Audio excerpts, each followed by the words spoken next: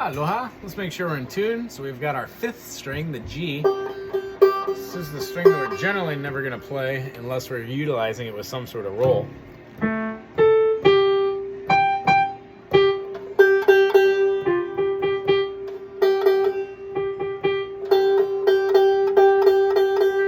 When I go up to this 1, 2, 3, and then 4th dot, the highest string, earwise, that gives me a D note.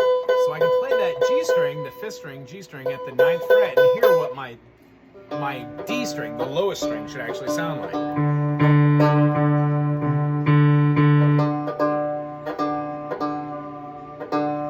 After my D, I go to the 5th fret on that D string, D, D sharp, E, F, F sharp, G. That gives me my next string open. These 2 strings should be in unison.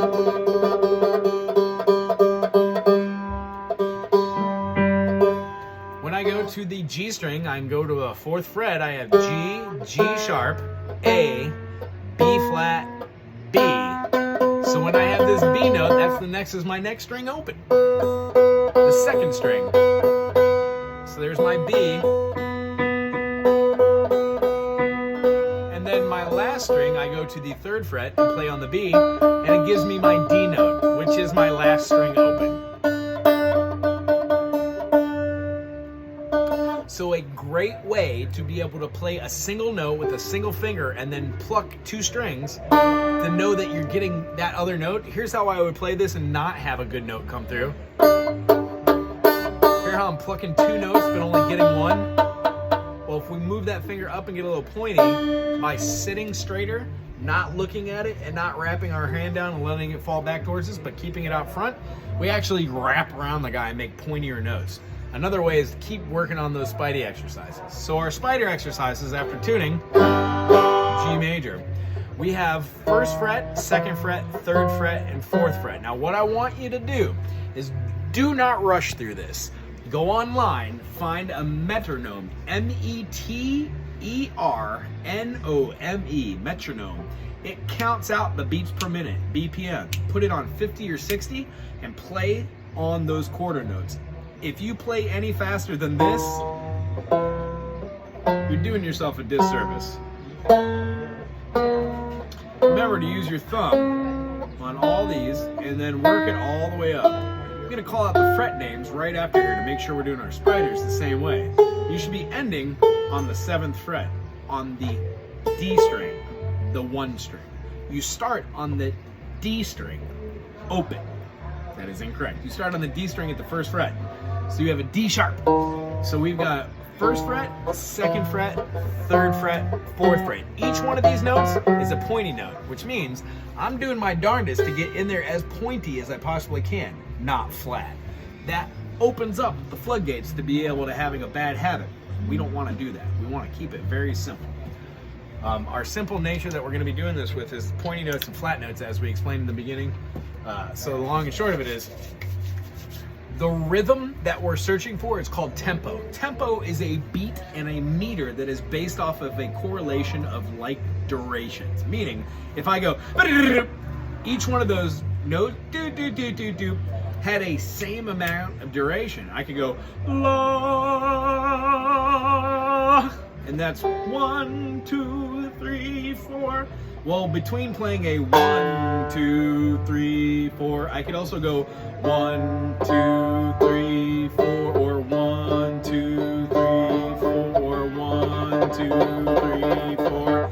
You do a multitude of notes in the duration it took to do just that other type of note.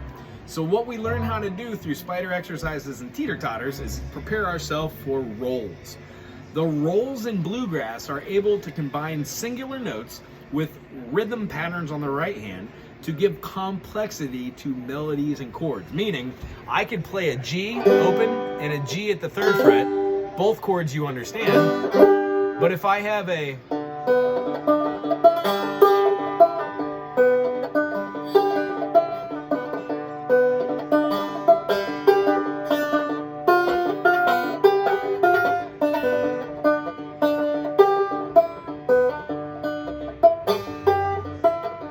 See how my hand's moving over here, hitting multiple chords, but I'm keeping that droning the same. Down, down, down, down, down, down, down, down, down, down. It's because that note, the D note's in all the chords I was playing. It's in the G, it's in the B, it's in the C. So what we're going to be doing is we're going to be introducing a new chord today. So if we play our old chord, G major, which has our first finger on the 3rd fret for the D note on the B string, has our second finger on the 4th fret on the G string, giving us the B note, and then our 3rd finger on the D string, giving us that G note.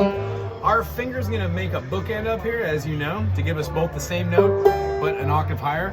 Do, re, mi, fa, sol, la, ti, do.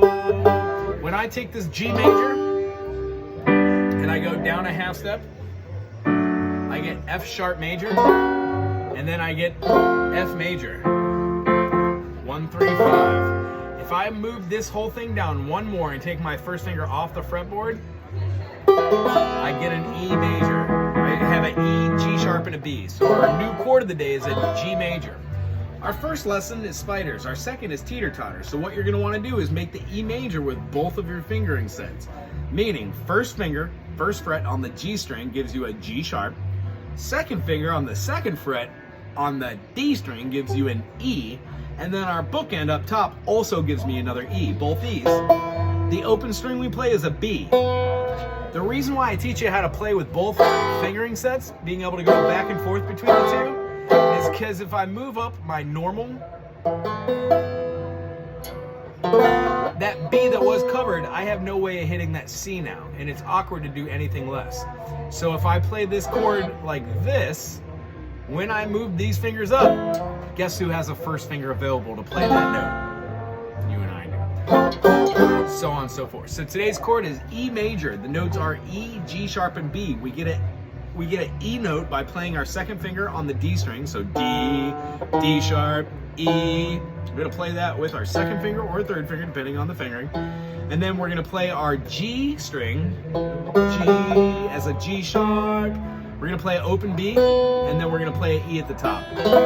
When we play in our 2nd fingering, all we're doing is moving all of our fingers, bringing the pinky on, taking the 1st finger off. Hope that makes sense. Our roll for the day, aha! This is our first real roll together.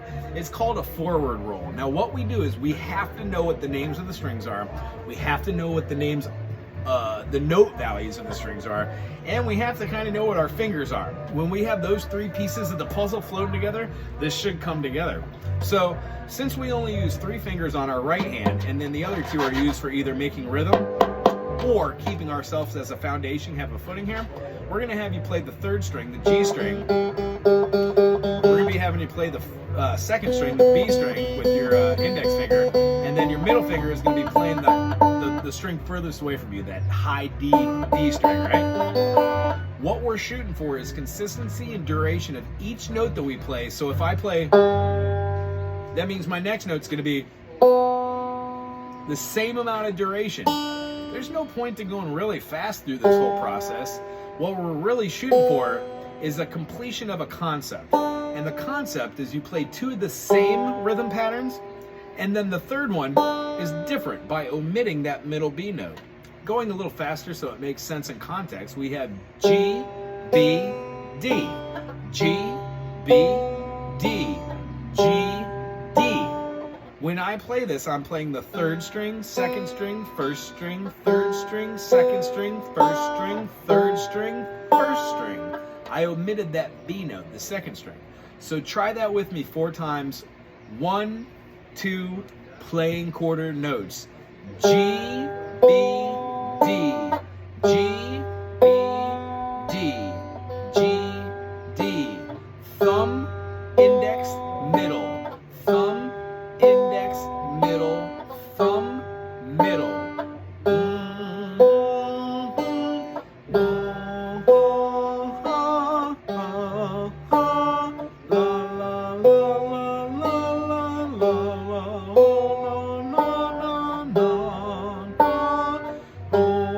This time I would like us to play that slow, and the second time go 2 times as fast. You ready?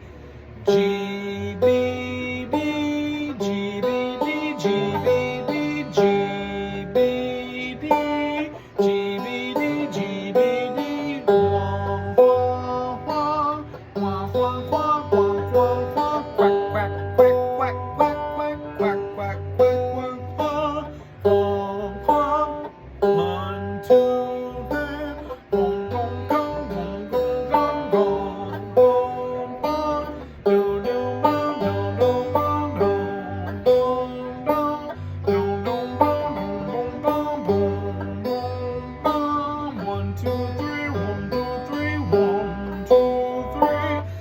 that is a practice where you're influencing just the 3 notes. Then you move on to the 4th note, which would be the same.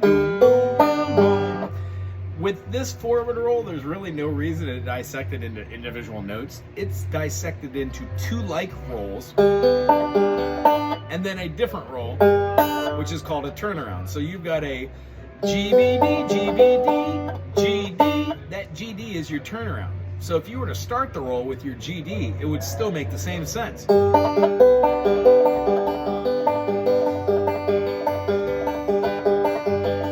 So when we add chords to it,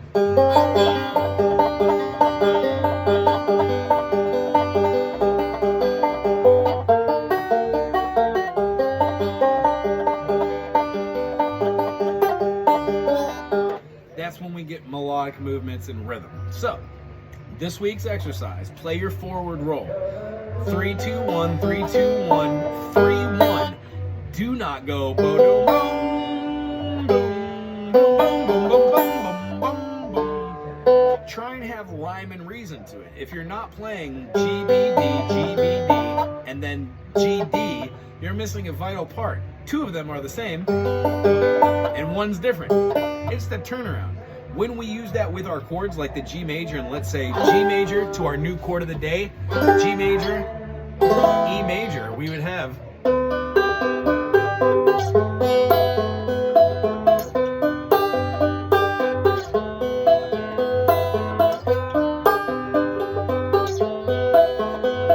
not the most flattering 2 chords together, but they do work. If you were to make that major into a minor, you would be dropping the 3rd. This is the last thing I'm going to say because it gets a little theory heavy, but when you're playing your new chord of the day, the E major, the 3rd is the G sharp. So if you remove that first finger, you make a major into a minor. You hear the difference? One's happy, one's sad and melancholy. One has a very rambunctious, over the top.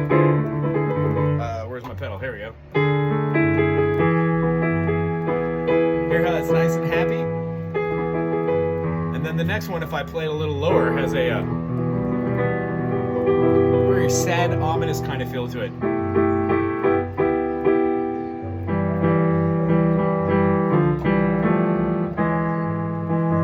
You definitely hear the difference between a major and a minor.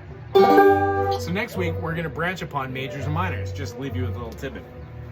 Practice on your forward rolls. When you're doing it, do it in rhythm. Don't go fast. Say out either the name of the note, GBD, or say out the name of the string. 3rd string, 2nd string, 1st string. When you get this together, do it 5 minutes a day, and I swear by the 7th day, you're going to be flying through it. It helps if it's in tune, but if it's not in tune, we can work on making it easier to tune.